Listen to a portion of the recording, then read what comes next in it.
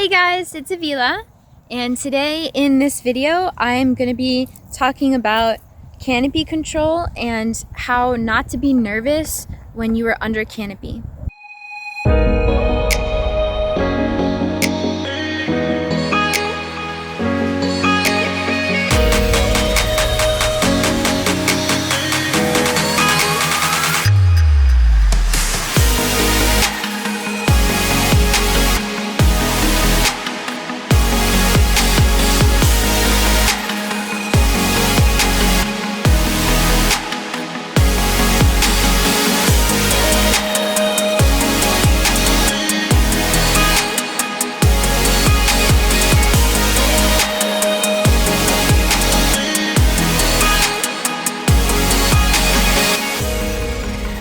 Since I went back to my favorite skydive place, lately I've been talking to a lot of people, and I've been getting a lot of people kind of like talk about how they're nervous about canopy control. And when I ask them what's your favorite part of skydiving, they say definitely the free fall part.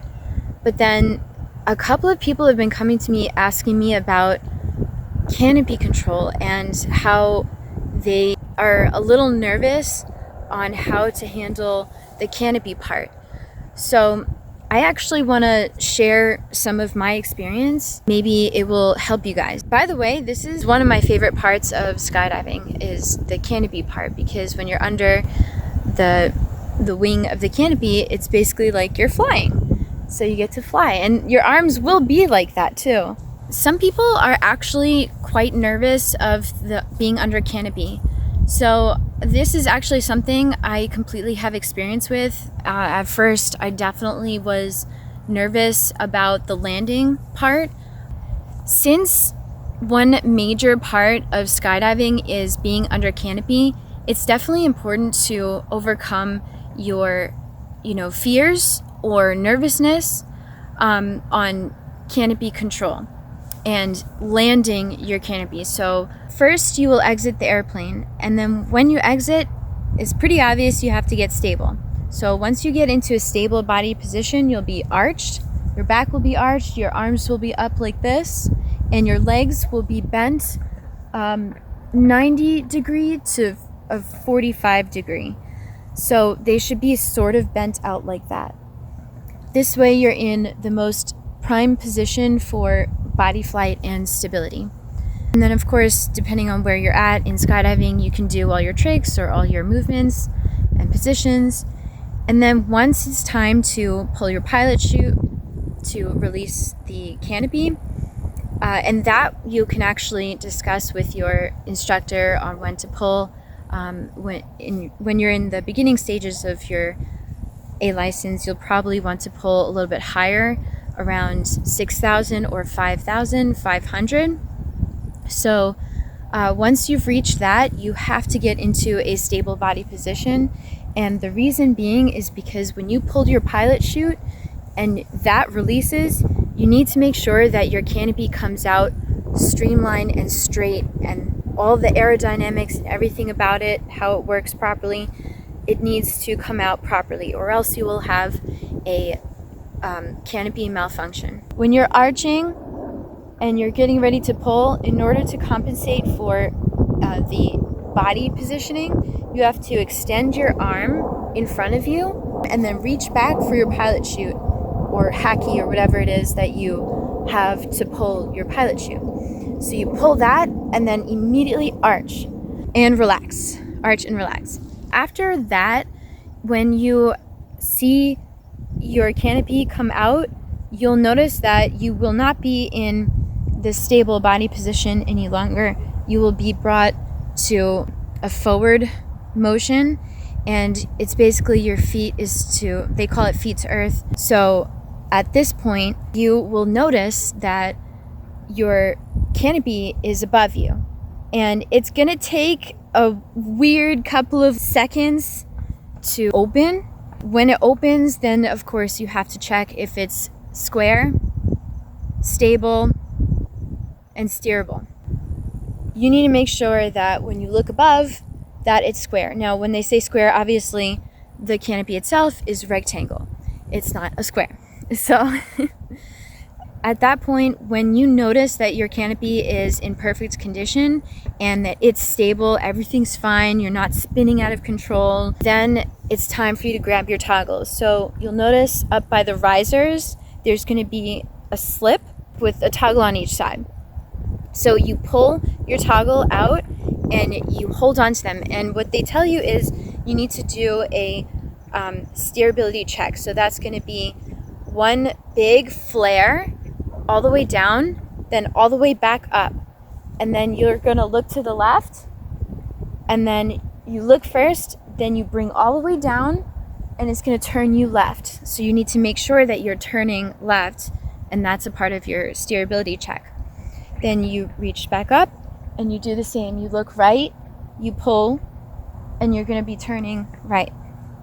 So that is the biggest ways to know that your canopy is good, safe, and controllable. You need to make sure that you're in control of the canopy and that the canopy is not in control of you. I noticed in my first couple of jumps sprinkled here and there, I would have pretty good landings. Like the first day, I had about 3 excellent landings. I had 5 jumps that day. And everyone was blown away. Like I stood up on my landings. I was blown away too. I had a couple of bad landings. Oh man, these airplanes today. Right now while I'm filming, there's tons of airplanes going by. I think it's rush hour up there or something. So yeah, once you've learned how to control your canopy, and trust me guys, you're actually going to get very experienced with this. The more you jump and the more you set the intention on actually continuing with the jumps, then you'll do fine. I've gone through it too. Those feelings of, I'm not standing at my landings, like what am I doing wrong? The next part is getting down safely. So once you are clear, everything's clear, you're going to want to know the landing pattern. So this is extremely important because if you don't know your landing pattern, you won't know how to get down. The wind speeds change, and they could change radically depending on what the weather is like. It's very important that you get your wind speed correct, and if it's safe for you to jump, it's important to understand the drop zone's particular landing patterns. So most drop zones are going to have the turn left landing pattern, and that's where you will, at 900, you're going to start your landing pattern downwind, and you're going to turn left, and then you're going to make another left when it's 500 or 600 to 500, and then after that, from 300 to 260, around there, you're going to, well, actually a little bit earlier than that, you're going to want to make your last leg, and that's what they call it. When you've done your landing pattern on the ground and you've even done a walkthrough, a lot of times your instructor will have you do a walkthrough, and that worked out the best for me because sometimes they'll show you a laminated piece of paper, a picture of the drop zone from aerial view, or they'll show a drawing, like a mock-up of it, like, oh, here's the lake, here's the tree line and everything. But for me, I will tell you guys that for me, I'm a very visual learner, and I actually have to see it real time for me to really learn it. So, and I also have to experience it too, like actually do it for me to really remember it and get it. So that's something that you guys might want to keep into consideration, is definitely, if your instructor doesn't offer right away or anything, don't hesitate to ask, hey, can we do a walkthrough so that I fully understand where I'm going to be landing and doing my landing pattern. Definitely keep that in mind. I have a huge helpful tip that I've actually kind of picked up along the way from my own experiences, and I think this is going to help a lot of you guys who are hesitant or nervous on landing. So obviously, if you came up to me and talked to me and asked me about it, you had a good landing, right? I mean, any landing where you're here, you're alive, you're doing well, that's a good landing, okay? So don't beat yourself up because you didn't have a running landing or it didn't look super pretty.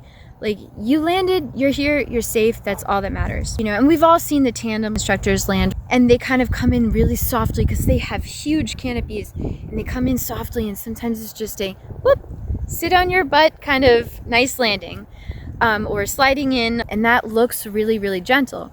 It can be, sometimes it can be a little rough where you might have a bruise or something on your butt, or whatever. But yeah, you don't want to get in the habit of landing in this way. You're definitely going to want to stand up your landings or run your landings. So for me, I think it was because I was such a light wing loader, and during the summer I was on a 170. This is where I learned that the canopy was controlling me. So once I started using a 150, I realized since it's a lot smaller and the wing loading ratio worked out better for my weight, I noticed that I was able to actually control my canopy a lot better. So rewinding back a bit, when you're landing, you have to make sure that you flare. Now, flaring is one of the most important things, and actually there's a jump where it ended up being a super windy day and I actually didn't flare, and people were like, what's going on with her? She didn't flare? What the heck is that? Like, that's the key way of how you're gonna, control your canopy. That's how you stall, or not stall, but that's how you slow your canopy, is you have to flare.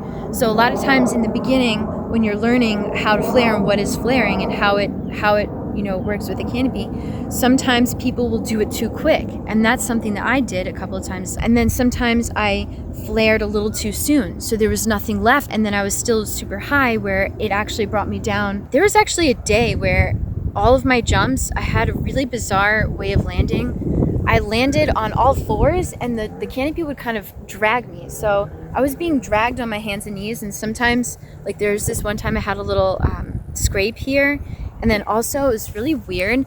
I had a scrape on my ankle, and which actually got reopened. Like, I know it's kind of gross for me to talk about that, but my scrape got reopened because I landed the same way like a week or two later, and I realized, I was like, okay, I'm obviously not changing the way I'm landing, so nothing's changing there. I'm still getting injured the same way. And these weren't huge injuries, they're just a scrape. If you want to change the way you're landing, you need to do something different. You need to change the way you're controlling your canopy. So in that way, I realized, okay, I need to focus on standing up my landings and running my landings. So one of the key things that I want to bring to you guys in this video about landing is you need to stand up your landings, or you need to at least run your landings. So I learned this the hard way. On my first day of being A-licensed, it was pretty intense. I had 8 full jumps, and I don't know why I said full, that's really silly. Any jump is full. The 7th jump that I had was very, very bizarre, because I then continued jumping. I decided to do one more jump after an injury. From my experience, I'll just share with you guys, I had what they call object fixation, and I then also labeled my own issue with this particular jump and landing. I had the lazy leg. So I call it that because I didn't put full intention in my mind for preparing my muscles for, okay, it's go time, engage the muscles. I didn't prepare my muscles, and it helped me realize that you need to have full intention on preparing your legs mentally so that you can physically run your landings or stand your landings and fully engage those muscles. And the reason why I say this, the reason why this is so important, is because as I got object fixation, which happened to be the runway, like, guys, I was looking at the runway, and literally it's an actual physiological thing. Wherever you look, your body's gonna go. So yeah, I was looking at the runway, and I think the wind direction might have changed or something about it. I didn't properly prepare for the landing pattern, and I didn't get my mind set for what I was gonna do upon landing. You guys, definitely, it's super important to prepare yourself. Be mentally ready. On this jump, I obviously didn't prep the way I should have, and I guess some things were slipping out of my mind. I'm out of my mind. I didn't properly prepare on the landing pattern. I didn't know the wind direction for the change in the day. We were later in the day. When you're at peak day hours, you're at peak heat hours. So there's going to be tons of thermals. There's going to be lots of difference in the wind speeds, maybe wind direction. So you need to make sure that, you know, if you're going to have a full day of jumps, you need to really watch that wind and watch the direction and everything. There's going to be possibly even thermals coming from the runway. So yeah, I was looking at the runway, and as I was coming in, I don't even think I flared properly. But when I came in, I did that silly landing style that I was used to doing earlier in my skydive career. And I came in on all fours. I don't think I scraped up my hands this time, but I really, really did a number on my left ankle, and I scraped the shit out of my right knee. I felt bad. It was like my first real landing that I had that was a little bit more of a bumpy ride, and I actually got some real scrapes you see right now. I'm not going to show my scar right now. But yeah, it's definitely a scar. It's not an ugly one, and I'm not ashamed of it. It taught me some cool lessons, and I'm able to help you guys because it taught me because if I want to do this sport still, which I do, I'm not going to let this stop me.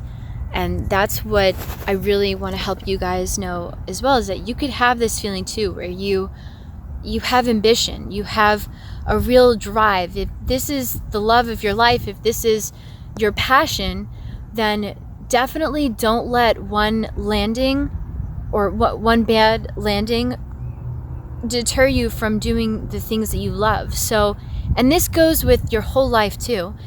You know, when there's some things that happen to you in life, all you need to do is get back up. There's so many times that we're gonna fall. When you fall, you get up again, and you try even harder.